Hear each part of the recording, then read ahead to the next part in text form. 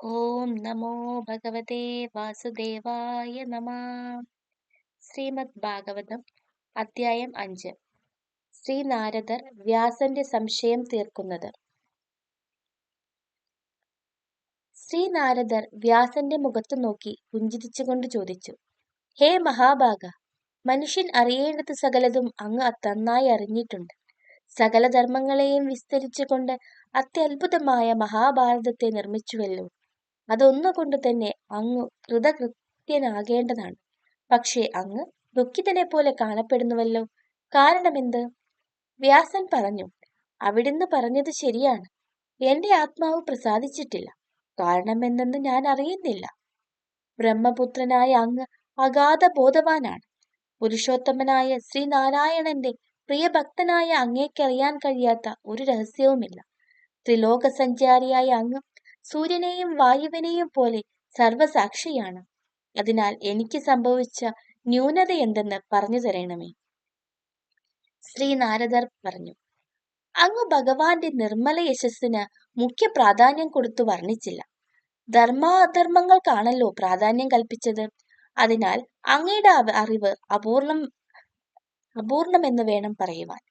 ലോകപാവനമായ ഭഗവത് മഹിമയെ കീർത്തിക്കാത്ത പ്രസംഗം അതെത്ര തന്നെ ചാതുര്യ ഭംഗിയുള്ളതാണെങ്കിലും വിഷയികളായ രജോ ഗുണപ്രധാനികൾക്കു മാത്രമേ രുചിക്കുകയുള്ളൂ.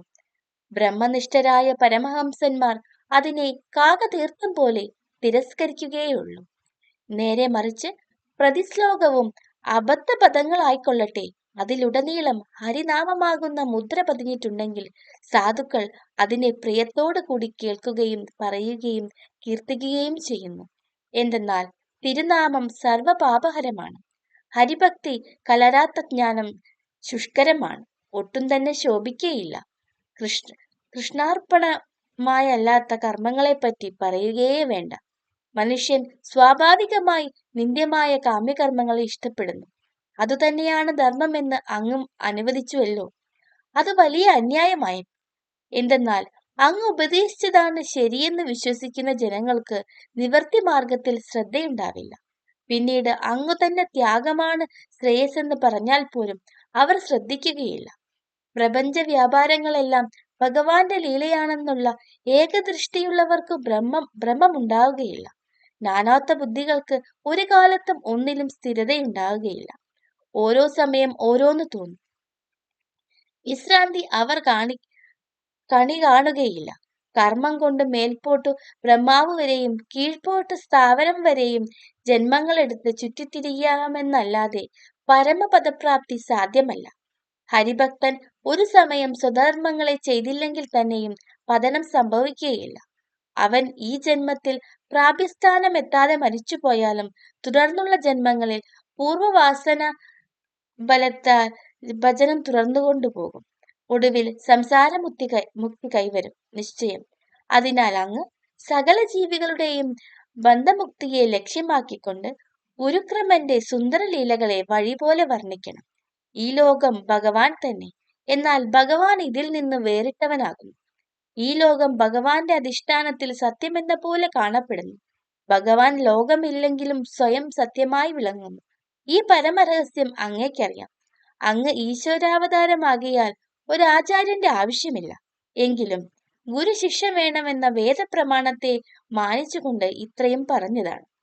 അങ്ങ് ശ്രീഹരി മഹിമയെ സമാധിയിൽ കണ്ടിട്ട് ലോപം കൂടാതെ കീർത്തിച്ചാലും തപസ്, സാത്വയം, ജ്ഞാനം, യാഗം, ദാനം മുതലായവയുടെ ശാശ്വത ബലം ഉത്തമ ശ്ലോകന്റെ ഗുണാനുവർണനം തന്നെ. അത് ചെയ്താൽ അങ്ങയുടെ ആത്മാവ് പ്രസാദിക്കും. വേറെ ഉപായമൊന്നുമില്ല തന്നെ. ഹരികഥാ ശ്രവണ കീർത്തനങ്ങൾ മാത്രം കൊണ്ട് പരമശ്രേയസ് കൈവരുമെന്നതിന് ഞാൻ തന്നെയാണ് ഉദാഹരണം.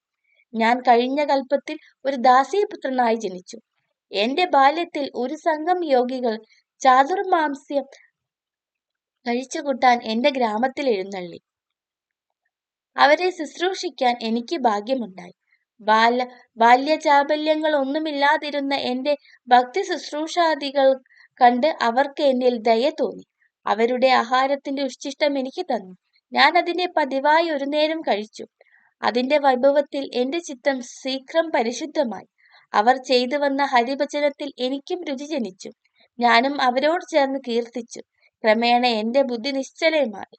അതോടൊപ്പം ഞാൻ ആത്മാവാണ്, ശരീരമല്ല. ശരീരത്തിന്റെ വികാരങ്ങൾ എനിക്ക് ബാധകമല്ല എന്ന ബോധ്യമുണ്ടായി. രജതമസ്സുകൾ നശിച്ച് ശുദ്ധ സാത്വിക ഭക്തിയിൽ ഉദിച്ചു. ചാതുർമാസ്യം കഴിഞ്ഞു ആ മഹാത്മാക്കൾ പുറപ്പെട്ടപ്പോൾ എനിക്ക് സങ്കടമായി. എന്റെ ശ്രദ്ധയും ഭക്തിയും വിനയവും കണ്ട് ആ കൃപാലുക്കൾ എനിക്ക് അതിഗുഹ്യമായ ഭാഗവത ധർമ്മത്തെ ഉപദേശിച്ചു. അവരുടെ അനുഗ്രഹത്താൽ എനിക്ക് ഭഗവത്മായ വൈഭവത്തെ ശരിയായ കാഴ്ചപ്പാടോടുകൂടി കാണാൻ കഴിഞ്ഞു. പ്രാരാബ്ധ കർമ്മങ്ങളെല്ലാം ഭഗവാന്റെ സന്തോഷത്തിനായി ഭവിക്കട്ടെ എന്ന് സമർപ്പിക്കുമ്പോൾ ജ്ഞാനവും ഭക്തിയും കൈവരുമെന്ന ബോധ്യത്തോടെ ഹേ ഭഗവാൻ വാസുദേവ, സംഘർഷണ, പ്രത്യുത്മന, അനിരുദ്ധ എന്നിങ്ങനെ സദാ നാമസങ്കീർത്തനം ചെയ്തുകൊണ്ട് കാലം കഴിച്ചു. ഓം നമോ ഭഗവതേ വാസുദേവായ നമഃ.